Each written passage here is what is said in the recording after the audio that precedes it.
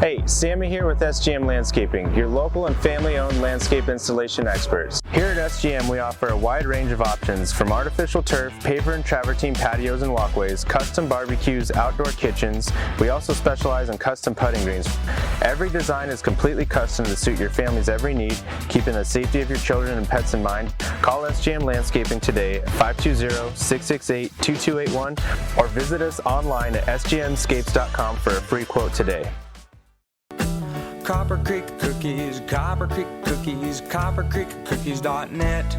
We can print anything on our soft vanilla logo cookies. We deliver them and other sweet treats locally.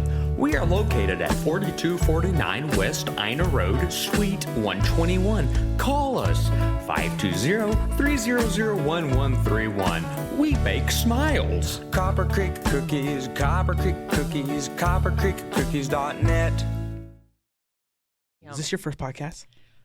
No, it's not. It's not? Okay. But it's my first probably in-person podcast. Okay. I'm either used to, like, if I'm being interviewed or doing TV, it's like one or the other. You know, the podcast has just been like over the phone or via Zoom. Okay. Or, all right. Yeah. Makes sense.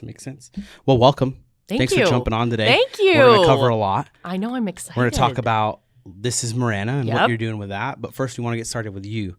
I want our listeners to know who you are and know what you're doing in the background with us and what you're doing on the side and, you know, everything going on in Lauren's life, you know. Yeah. First thing is I want to certifiably know how to say the last name starts with a V because Okay. I've been struggling with it. Okay. It's actually, it's Burgoyne. Burgoyne. 2 syllables. I can do that. And it actually, like, it looks as it sounds. Yes. It's pretty phonetic that way. Burgoyne. Yes. And Okay. then my new last name, because I recently was married. Congratulations. Yay. Yeah. Thank you. To my partner, Glenn. And our new last name is Hollick. Okay. So obviously having my professional name being with me like my whole life until the past year, I'm getting used to like kind of doing the double name. Okay. Yeah. yeah. So yeah. we're all getting used to it, David. Yeah, It's all right. Yeah. For sure. See, now I have a point of reference now. I can go online and watch our podcast and be like, I know how to say it again. Yeah. And you know what? And if you don't want to say Burgoyne, Hollick is pretty easy. Yes. Hollick. Hollick. Yes. Yeah. Easy. Okay. There's stuff on the table here. Yeah. So I brought props. Okay. Okay. I'm excited. Let's do this. So let's talk about you. Okay. Let's get started. Gosh. Let's see. I grew up in the Midwest. So I'm a very proud Midwest girl. Very close with my family. I have 2 brothers, and they're both, you know, my best friends. And my mom and dad, they're back in the Midwest. I'm a proud auntie. Auntie Lala, so I go by Lala. The kids call me Lala. Nice. Yeah. I have 1 niece, 3 nephews, and actually the Fam Bam is coming for spring break. So let's see, the last week of March. So we'll definitely be playing all over Marana. I'm super excited about that. That was my next question. What are you going to do? What are we going to do? Okay, so this is actually, I think it's probably their 4th time coming. Okay. So it's like, it's kind of great because I feel like we've done all the things. Mm-hmm. You know, we've done Old Tucson Studios, love that. We've done the Desert Museum. We've hiked Sabino. My husband works at La Paloma, so we definitely crashed the La Paloma pool scene. One of my favorite spots. Yeah. Right? Yeah, I mean, I don't play golf, but they do. Mm-hmm. So we've done that. We've done the road trips to Mount Lemmon. You know, we've gone up to Flag, done the Grand Canyon. So because I love the timing of, you know, me coming to the This is Marana team because it's inspiring me to do some more Marana stuff. Yes. So I know there's a couple paintball places that might need to happen. Obviously a ton of hiking, a lot of good restaurants. So they're a lot of fun. Yeah. Yeah. Yeah. No, it's great. It's a good spot. I mean, so I briefly lived in the Midwest for a bit. Okay. For some sports stuff in college. And I remember coming back and there's just something about the mountains and the valley and just the color and everything. It was like, whoa. So yeah, it's cool having them visit because I'm sure it's just like a nice change. Yeah. Well, it's like I wanted to ask you, whereabouts in the Midwest were you? Okay. tiny little town called Marshall, Missouri. Marshall. Okay. So about, I could be wrong, but it's about 70 miles east of Kansas City. Okay. Slightly northeast. Okay. Biggest thing to do there is a Walmart. I mean, which, hey. Our college. Can be a good time. Yeah. There wasn't much else to do out there except go to Walmart and play football for me. Okay. Or go to class. Yeah. So, but yeah, that's where I was at. I did visit Columbia. Yeah. That's Those are my roots. Yeah. Yeah. Yeah. Look into the camera. Go Tigers. Yeah. Yeah. I went to a game. I got to go on the field. Oh, that's cool. It was really cool at Mizzou. Yeah. It was back when Chase Daniels was the quarterback. I do remember that time. Yeah. I got to go to, it was the game where they played Texas A&M at home. Okay. And they won. It was pretty cool. So they were really good that year. I think they had like one loss or something like that, and they went to the Sugar Bowl. Oh, yeah. It was pretty intense. So it was cool. But yeah, I stayed out there with some friends that I met from my football team that were part of the Mizzou football team. And got to go stay out there. It was crazy. Oh, I love it. In a good way, though. Yeah. I won't get into everything that happened. Yeah. But Nope. I have 4 years of that. Yeah. So maybe you know this too. So I don't know the street name. I don't know area or anything. I'm there for just a day. Yeah. But we went down this street, and it was all these houses, and they had their garage doors open. Okay. Everybody did, and everybody was partying. Was it tailgating? Like tailgating on? Yeah, it was after the game even. Okay. It was after the game. Gosh. And everybody, it was real close to the college. Everybody's garage door was open, and you could go to, and everybody was just going to different houses. It was like just this whole community block party thing. Okay. And it was mostly college students for sure. So it was crazy, but yeah. So Midwest. Yeah. Where we're at. So let's see. I was born in Oconomowoc. For all of my Scotty folks, that's outside Milwaukee. Okay. And then I was there for about 4 years, and then I grew up outside Chicago in a suburb called Naperville. Okay. And then, as we mentioned, I went to school at the University of Missouri for journalism. Oh, no kidding. Yeah. That's crazy. Yeah. I'm talking about it in the I know it. Yeah. I thought you were setting me up. When did you graduate from there? I graduated from Mizzou in 2004. Okay. Yeah. And then from there, let's see, I graduated from Mizzou, and then I ended up, my first on-air job was in Wausau, Wisconsin, which actually is home to where my grandparents live, ironically enough. And so, I had like a little morning show. It was called Page 2. And that's where I was out of school. And I mean, just picture it like a pretty remote little mountain town. And we do have some mountains in the Midwest. Okay. But like I was the, the anchor of the show, but then, the producer.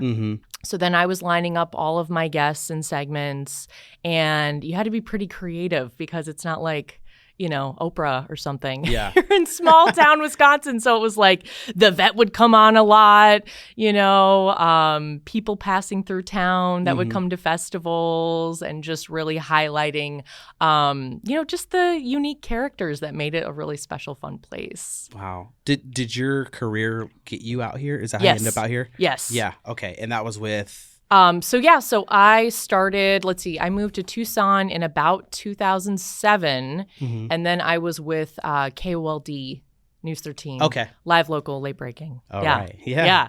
It doesn't leave you. No. Like on the you're corner of da-da-da in Marana, Lauren Burgoyne. It was like the longest.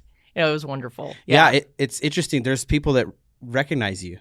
Yeah. Yeah. Sometimes. Some people saw you on the website and stuff. Okay. Like, hey, yeah, I've seen her before. And I'm like, yeah, she's really cool. And she's going to do some stuff with us, and has been. Yeah. So how long were you there? I was at KOLD from, I believe, 2007 to 2011.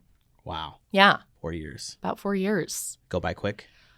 Oh, you know what? I feel like time is going by really quick now. I don't know. I had a great time.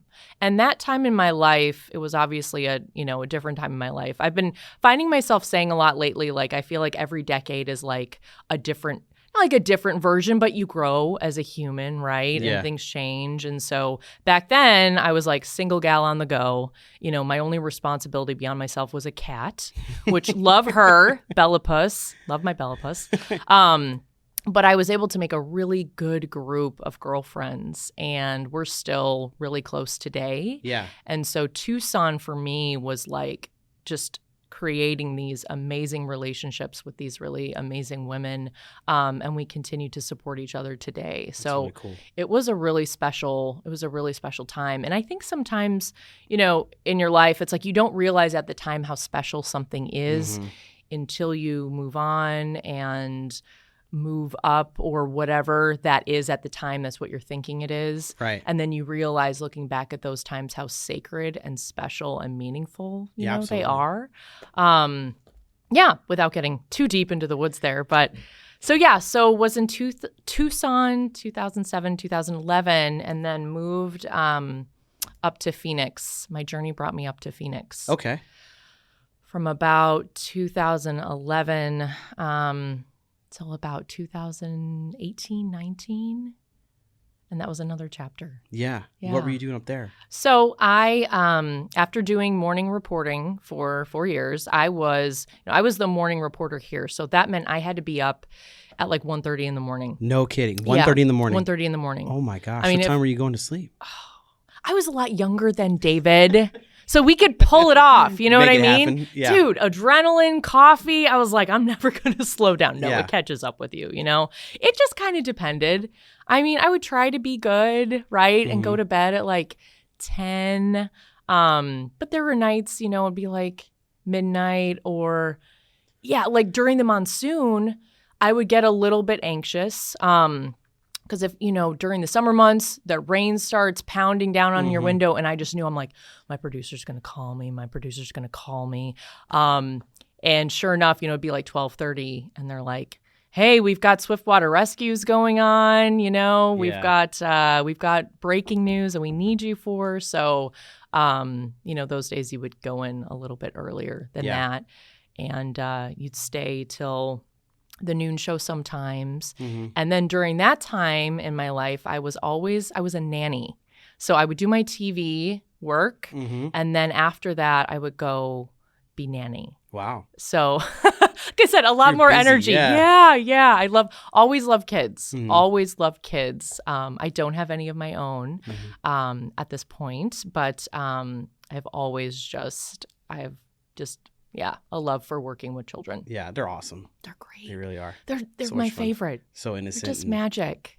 Yeah. They don't care. They don't about care. what's going on around them. They don't, they're not calculated. And when you when you interview them, you're going to get the most honest answer, because they're not like in their head like, well, should I say this? Should I not say this?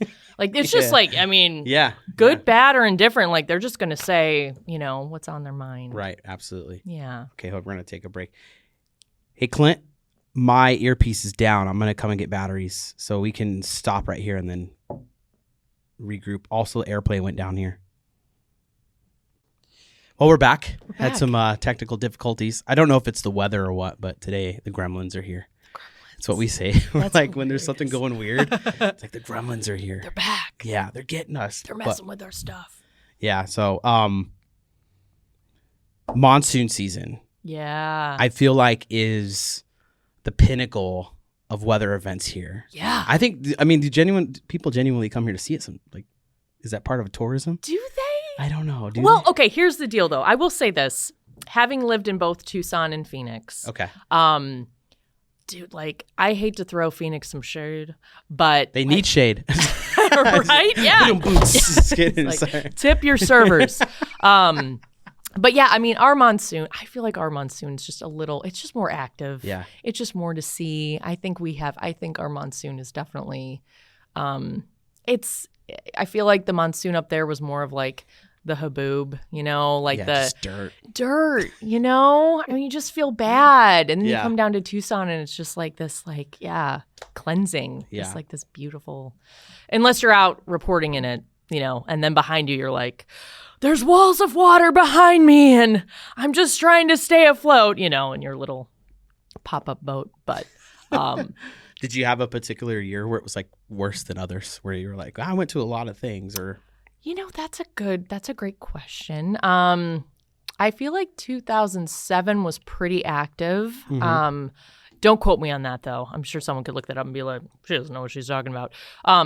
So I remember my mom drove me out here with my cat during that year, and it was the summer. We moved out here during the summer, and it was so hot. It was around 4th of July, and my mom was like, I love you, but I'm never going to move here. I'm like, well, thanks. Just drop me off. All right.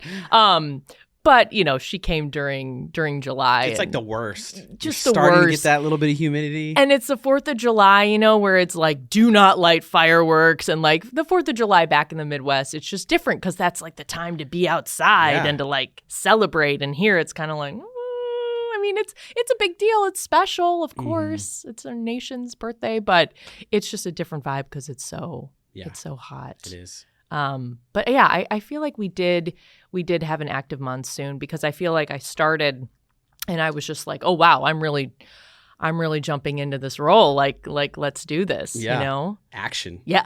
Action. Yeah. Plenty of action. Yeah. So what are you doing with This Is Marana? You want to share? Yeah. I get to go on fun adventures thanks to you guys, David. I get to go on fun adventures around Marana. I love the format because in working with you guys just allow me to be creative and, kind of throw the spaghetti at the wall and like kind of experiment with just like, pardon me, things that I try to put my Marana lens on and think, well, if I'm reading this, like, what am I interested in? What might I want to know about? Where might I want to go? What are the stories about Marana, that I might be interested in? And I'm only really just getting my feet wet, like I just started with you guys in December.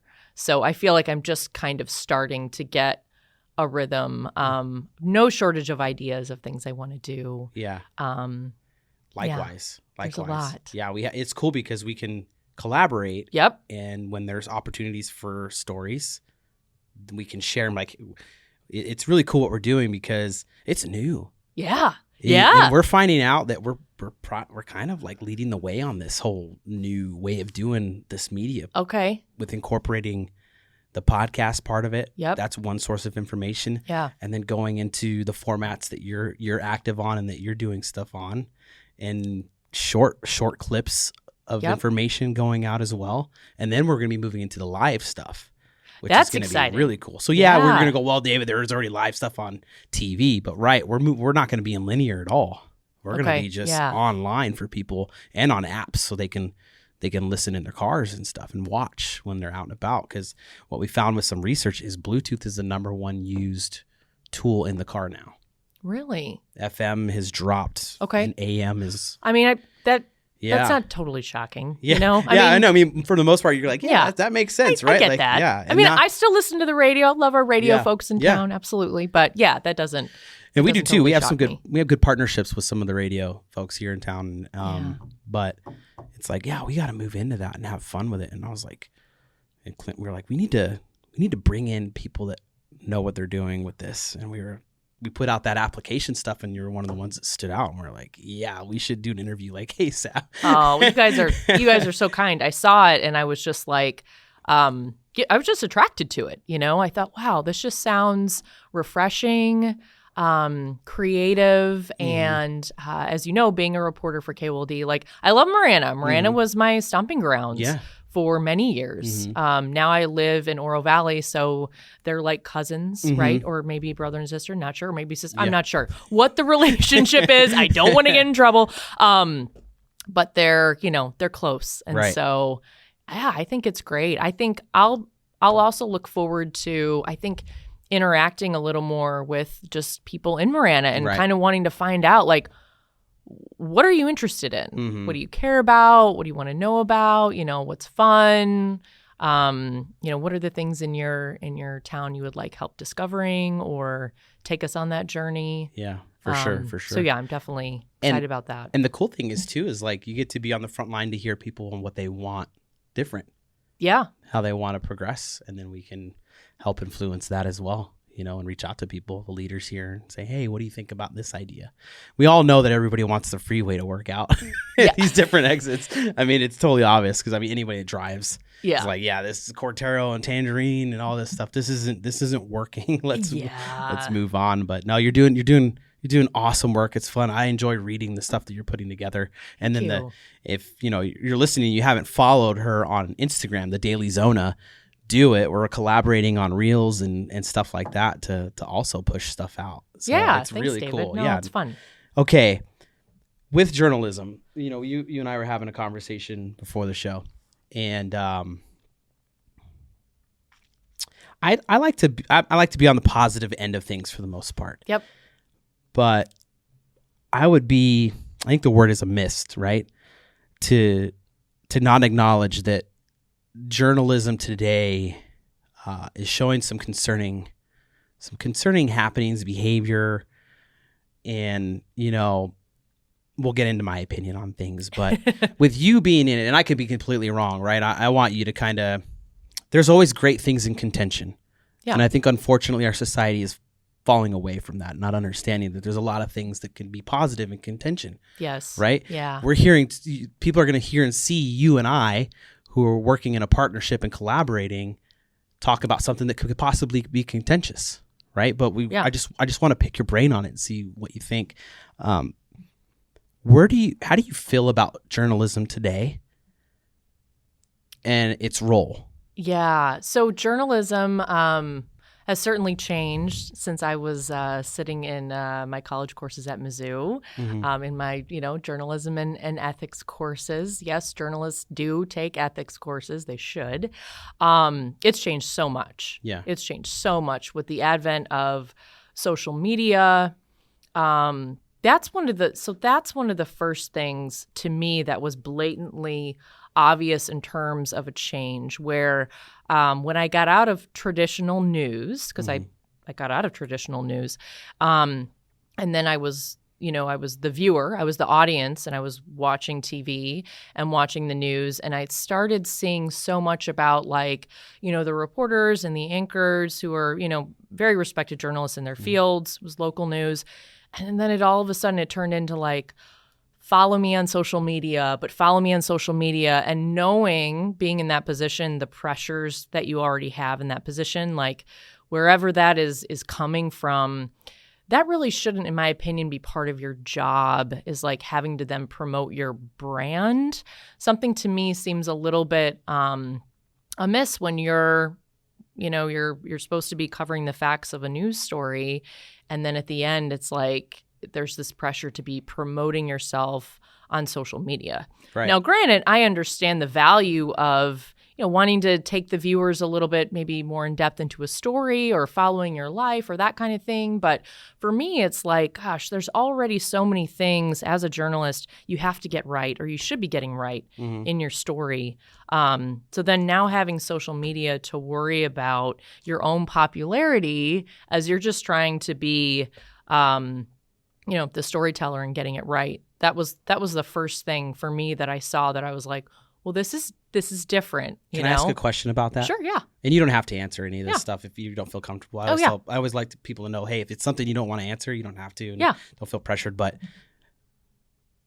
were news anchors, or are news anchors, are they getting paid for that extra promotion of themselves to drive viewers to? No. I mean, it's just more of a self-righteous kind of. No, I mean, I think it's the pressure of the society that we are in. Okay. That, for you to be maybe relevant or sought after or something, you have to have this number to go with your following. I see. Now granted, I mean, we're here promoting my Instagram, right? Yeah. To promote some of those stories and things, which is all good, Right. I think there are certainly positives to social media. I think for me, though, just that was one of the first things I noticed when I had gotten out of traditional news, was just now the journalists, I felt had this added pressure of then having to promote their own brand. You know, when you're going to journalism school, you were learning about reporting and being unbiased and stating just what the facts are and, doing your due diligence as a storyteller. And now, because of the social media beast, there's this other thing. Now, granted, with opportunities and outlets like This Is Marana and all those other things, like that to me is where social media has been wonderful, right? There's all these other outlets where people can find positive information and uplifting information and stories. Right. Because as you and I both know, David, like people aren't turning or tuning into the local news like they used to be. There's so many outlets where, as you and I know, where you can get news. I work with some college kids at the Greater Purpose Project, and it's so funny too, just having just normal conversations with them. They would never turn on. They're like the local news. They don't even know how to turn on the local news. Yeah. It would never happen. Yeah. They're getting their news from whatever is popping up here, which again, talking about journalism is alarming to me because whatever pops up there is whatever algorithm thinks that you should be interested in and what is important to that. And the other issues, which in my opinion are very important, maybe aren't being communicated. Right.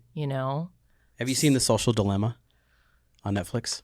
I don't think so. Where they talk about the algorithm? No, I don't think I've seen that. Watch it. Is it a good doc? Yeah. It's basically talking about exactly what you're talking about.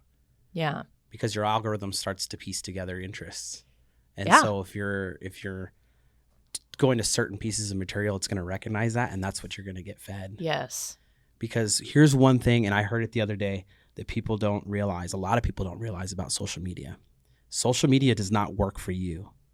You, me, everybody on it works for social media. Yeah. I get that. Yeah. So it's like they don't have an obligation. Yeah, they don't have an obligation. Business. So it's really cool that you bring up that point because I go, hey, this is real. Like, and The Social Dilemma covers a lot of that. If you're listening and you haven't seen that documentary, highly suggest going and checking it out because it really gives them great insight about what is actually to this day going on with the algorithm and the divisiveness of people. It comes to this because I'll talk to my wife and she's like, why are people so like strung out and bent up? And I'm like, I hate to say it, as much as we use it for a lot of stuff we do business wise, it's this. I know. It's crazy. So like when you talk about ethics and everything and etiquette and everything like that, I wonder, like I don't know if this is happening in the universities now, but it's something. When I was a school resource officer with the Marana Police Department, I spent my first 2 years teaching online etiquette. Really? Because the biggest problem we had when I got there was cyberbullying and threats. Okay. Via these devices, via apps. And about what year, David, was that? Ish. That would have been, I got out there in 2017. Okay.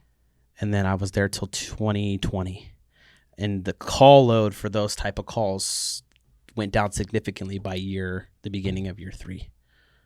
Wow. Because the kids were just saying stuff. I mean, I even had to arrest a kid for a bomb threat. Yeah. Because they sent out a tweet and it went out and all that stuff. And I even had a tweet where somebody threatened me, took a picture of my car and posted it and was like, "You're done," or something weird. You know what I mean? Yeah. But no, it's that's alarming. But you have to take that seriously. It came down to is they weren't educated on it. The kids weren't. So you kind of got to go to them like, "Hey, I know you don't know, but this is kind of what can happen." Yeah. So we're talking about that with media today. Yeah. The stories are getting like, I think we could probably agree that it's a responsibility for all of us to dig in a little more. Yes, to dig in a little more, to look at the source. Mm-hmm. It's funny though, like my husband will come to me and he'll be like, "Look at this picture of this tiger on this windshield." And then he'll do a double take and he's like, "But I don't think that's real."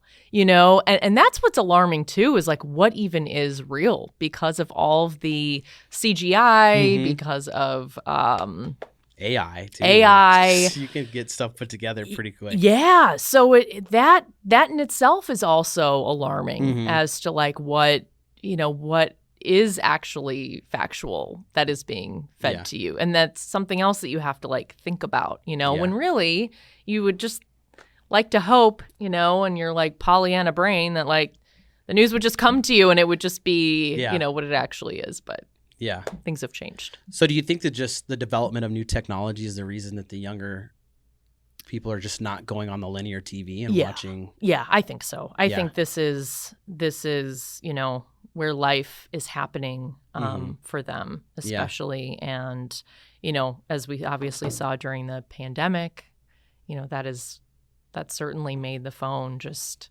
your lifeline, right. So if that's your lifeline to everything, then turning on the TV and watching the local news for them anyway is just not, it's just not relevant, or it's just not, they didn't really always grow up with it, or maybe they grew up with it, but it's just, this is where it's at, this is where they're getting their stuff. Yeah. Clint's like, that's the most valuable piece of real estate on the planet. Yeah. I mean, you know what happens when people lose their phones? Oh, they wig out. And I've been there. Yeah. I'm guilty of all the sins. Okay. Yeah. So please, I absolutely, own up to all of that stuff. But it's a tricky beast right now. Yeah. This is a great conversation. This is awesome because I've never gotten to ask somebody who was in it the perspective on it. Because I think a lot of people are wondering. I know a lot of people are wondering. It's just like, what is going on with the reporting and everything? Well, and then when you see the simultaneous reports that are very similar that go out just kind of like a robotic move. Yeah. It's like, whoa. I know. I think, too, something to say as well, though, is I think a lot of people see the national news, depending on which news network you watch, exactly. That's a whole other conversation. Right. But you know what you're going to be fed, right? Right. And I think at least at the local level, I do believe there is still a purity there. The more small and local you get in terms of less pressure from whatever, advertisers are or whatever that whole beast is, that they are still, accurately telling stories, and you really have to go to, I don't know, I think the smaller markets, if you will, or just that baseline of what the local news is to get the facts, or watch the BBC. Yeah. Which is just amazing. Yeah, I should do that. I haven't watched that in a long time. Because I just, the networks are, the cable news stations. Don't get me wrong. I watch them. But you have to kind of understand what lens you're watching them from, and just remember too that there's so much. It's and I hear this from a lot of people too, David, is in your own sphere, in your own world, there's so much good going on, and just to remember to just appreciate all those really important things, the big things, the little things in your own sphere, and the good that you're seeing in this world, and share all of that, and really put that out there, as opposed to because I get into it too. I mean, I have anxiety. That's topic for a different show, but I pull up my own phone, and you're just seeing it's negative. There's these sad, horrible things going on, but also they're also coming to me because I've clicked on some of them before. Here's more. Right. And that's why we're doing what we're doing. Yes. We're fighting we're fighting the algorithm. We're fighting the algorithm, and making it, fun storytelling, and being very honest and open about where the content's coming from and where it's going. And having the community rally around it. It's a lot of fun. Yeah, I feel like it's an important responsibility. And, people, if you're wondering why, I do feel this is what we're doing so much more than us. Yeah. The people in this office, the people in the studio, it's so much more than us, Lauren. It's the kids coming, that are growing up, because you got to give them something, you know what I mean? Because you can remember, do you remember when we didn't have these? Yeah. Do you remember those days? I do remember those days. Where you twiddled your thumbs? I had a great time during those days. It was a wonderful time. And you just went to the mall or something? Yeah, you went to the mall. You hung out, or I was on my home phone a lot. Yeah. I had my own phone line. Oh. Did you have what was the big perk back in the, not caller ID, but the other one where you can have multiple people on the line? What is it? Oh yeah, I know what you're talking about. We could do a group conversation. Yes. I think we would only do that if we were trying to like entrap a boyfriend or something. I I'm just getting there. I was going like, there. unless you're, I feel like it was always used for somebody like, to just not be talking. You be quiet, and you can hear something. You're like, Yeah. But no, I mean, gosh, we had a lot of fun during that time, you know, and there wasn't that pressure of like, there's just, I feel like, and in working with kids and teens in the space that I do, they just have so much more pressure than we did when we were growing up, because of social media, and because of that, it's just turned into a weapon of sorts. You have to be really careful with. You know, I mean, so many times, like kids, they're just getting all of this information and it's not being filtered, you know, they're just inundated with it.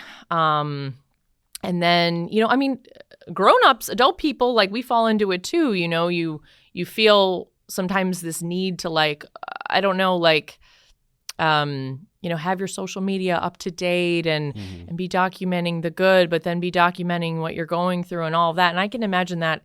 I mean, you're saying that as like, you know, a 30-some-year-old adult or 40 and whatever, beyond 20-some, you know, you think about kids who are like in their teen years having to even think about that when the decision-making part of their brain isn't complete until they're 25. It's a lot. Yeah. So what are you doing with kids right now? What projects you got going? Yay! Yeah, you tell it's like my favorite thing. That's my most favorite thing. The Greater Purpose Project. So we just wrapped up. We kicked off January. We worked with the superheroes at the YMCA of Southern Arizona. And we had a little bit of like a superhero winter break camp as part of their winter break camp.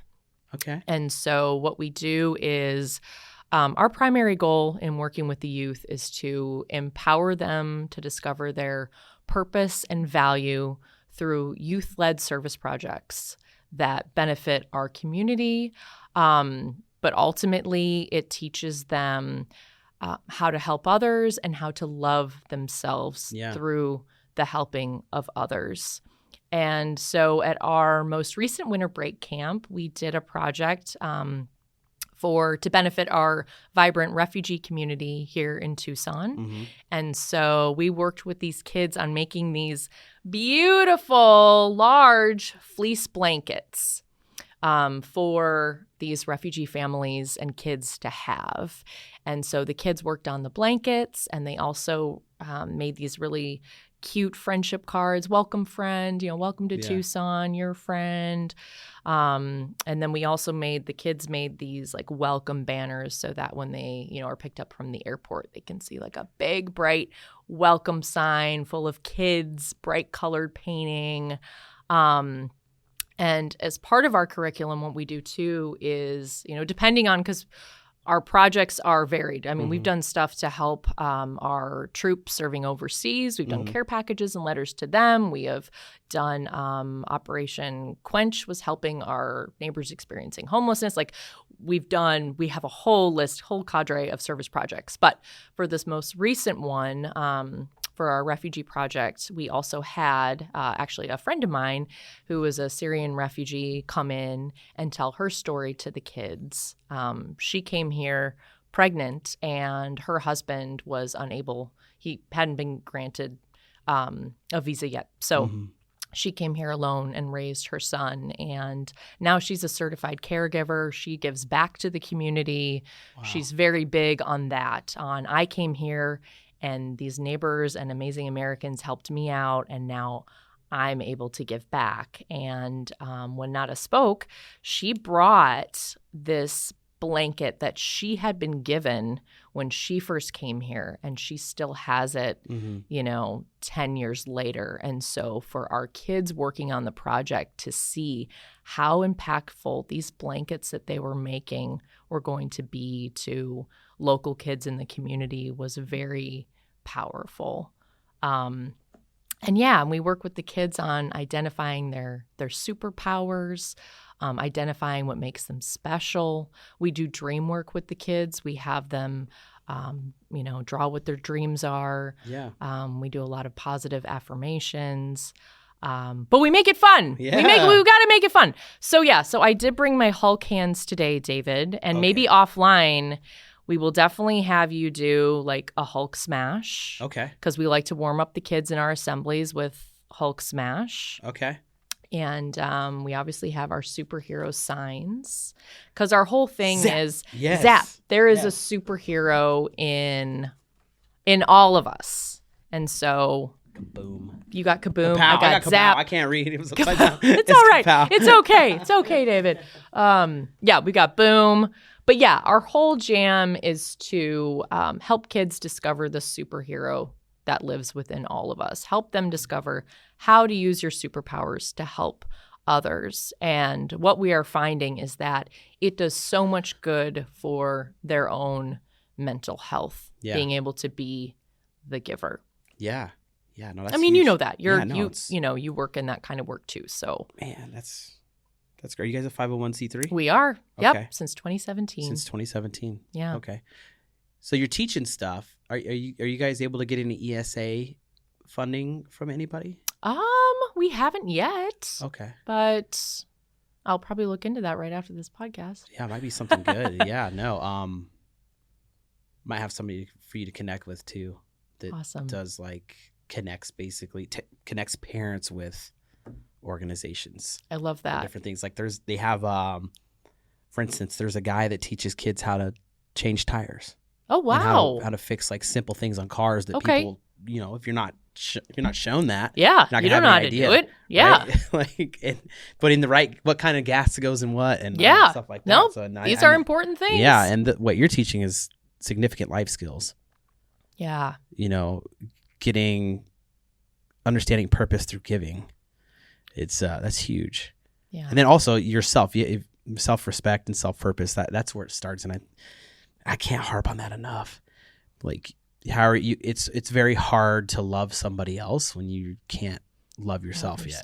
Like, how are you supposed to bring on that if you're already just like, man, I can't deal with myself. Yeah. That's a whole other conversation. I know, and helping kids understand too. We talk to them about it's like in order to be brave, you have to go through something hard. That's okay. And that's okay. Yeah. You have to go through adversity first to discover, just how brave and how strong you are, you know, and talking to them about that. Because, while our organization is for all, we certainly prioritize working with at-risk and underserved populations. Right.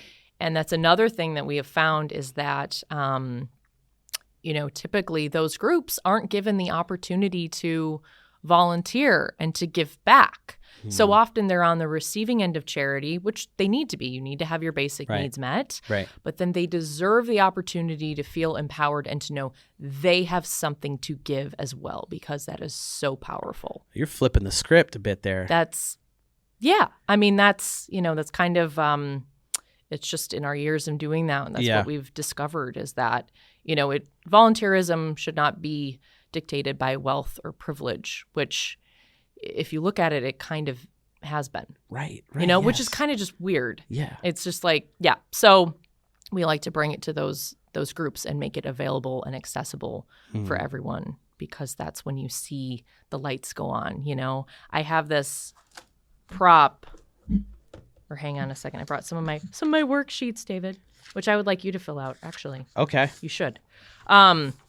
But this one is like talking about your superpowers, and it hurts my heart, at first when we work with the kids on this, because there certainly will be kids who are like, I'm not good at anything. I'm not good at anything. I can't fill this out, Miss Lauren, and it's like, it's sad and it's real. But you get to work with them on helping them discover those things. And once they do, it's like, the lights turn on, but these are for you. Okay. Let's see here. You can fill that out and then do your dream work. And then what we also do is, I know, I'm sure I'm going way over time. You can cut whatever you want. We don't have, hey, guess what? We don't have time. You know why? Because we can do whatever we want. You're like, wow, Lauren came and talked forever. this is my passion. This is my thing. But we also work with schools on larger youth service projects in which we'll work with like a core group of students, and then they have to learn all about like the business side of how to make a service project, get it off the ground. So they write letters to sponsors, they write letters to community collaborators. They might, write a letter to you and say, hey, would it be possible for us to come on your podcast and talk about our service projects? They write press releases. So we're also instilling some of those job readiness skills as well as leadership training. This is really cool. So so listeners, Clint's in the room. Are you writing down notes about this? Yeah. Oh, you guys are the best. Yeah. Thanks for your support. So Clint's a very humble person, but Clint is on the board of the new community food bank in Marana. Oh, amazing. Yeah. Yeah. And we're going out there next week for the grand opening of the ribbon cutting out there. Oh, You're welcome to join us if you like. We're going to be out there. It's at what time is it at, Clint? 2 p.m. to 4 p.m. next Monday. I'll be in town. Yeah. So if you're interested, just shoot me a text and we'll let you know where it's at. Oh, I love that. But yeah, no, it's so here in this, we're trying to be as involved in the community as we can. Yeah. And I'm also on a board of 88 Crime. Oh, okay. So we both inserted ourselves and got the opportunity to help in different organizations and stuff, but maybe we can figure something out. Well, I bet with the Greater Purpose Project. Yeah. Well, there's always ways. What I love too about Tucson so much and Marana is that there's just always ways to collaborate. And I cannot tell you, it is the most giving city in that when you're just having a conversation with someone, and even if they might not be that direct person, everyone is so, open to being like, gosh, you need to talk to this person. Maybe you need to go to this meeting, or everyone is just so generous with wanting to help each other and understanding that high tide floats all boats, and just understanding that like we're all working together on all of these things. It's all connected, Right. So, yeah. Well, it's been great having you here. Thank you. Good. We had a really good conversation. Dude, we got into it, David. Yeah, we did. We did. But hey, no one else is talking about it. No, it's good though. It's good to have honest conversations. Yeah, whether it's because they're scared or what, but it's like we need to have these conversations, because if we don't, people are going to get comfortable without having them, and then things are just going to continue to slide. And then we're going to set a precedent of stuff, and we're going to go, what happened? And it's going to be like, well, at least David and Lauren can say, hey, we talked about this. We talked about it. You might not have agreed. You didn't listen. And that's okay too. You don't have to agree. Right. Exactly.